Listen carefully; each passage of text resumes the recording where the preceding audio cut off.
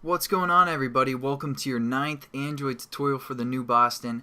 What we're going to do in this tutorial is set up our buttons and basically use a method that's going to make the buttons do something when we click the button. So we're going to just set that up. We aren't actually going to define what the button does when it clicks, but if you guys are brand new to programming, this again will be probably pretty confusing for the most part, but I'm going to try and break it down a little bit and then we'll review it later on down the road. But I just want to show you guys how to set this up.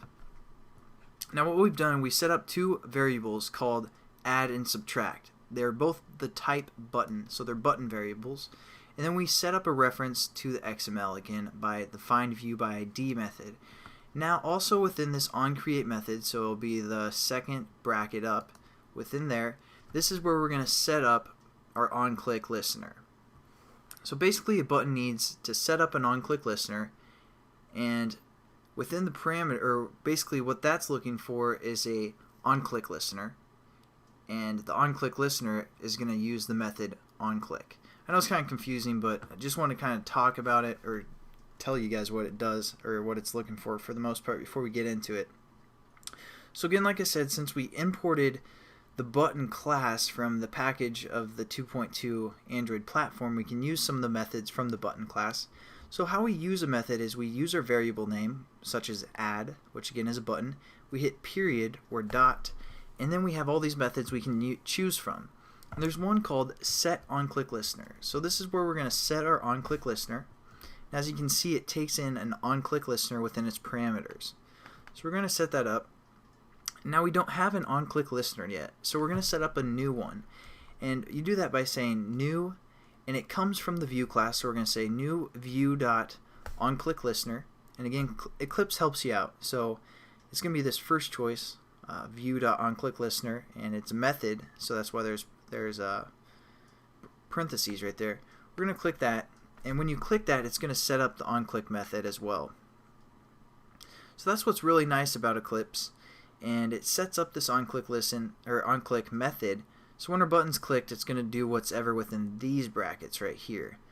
Now before we get into anything else, I want you guys to use a semicolon and finish off that statement right there, because again, just think of this as one line of code.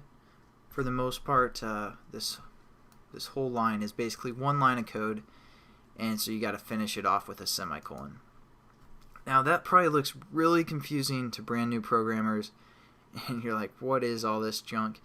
Trust me guys, the more you use buttons, the more this will become familiar. I just wanted you guys to get a layout like this so you get kind of familiar with that. Basically, again, a button needs an OnClickListener, so we have to set the OnClickListener. So we set it by using the method setOnClickListener, and that takes an OnClickListener within its parameters. Well, I'm saying that a lot, so it's probably confusing you guys.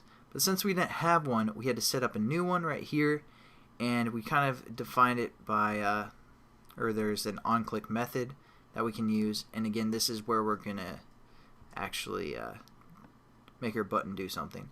So there we go, we set up our button, our OnClickListener for our button add. So we're just going to copy that and paste it down below, and change the add to our other button that we set up, sub. So they both have an OnClickListener set up, and then you can hit Control or Command Shift F depending if you're on Mac or Windows, and it kind of formats it for you. So there you guys go. I mean, that's all this tutorial is.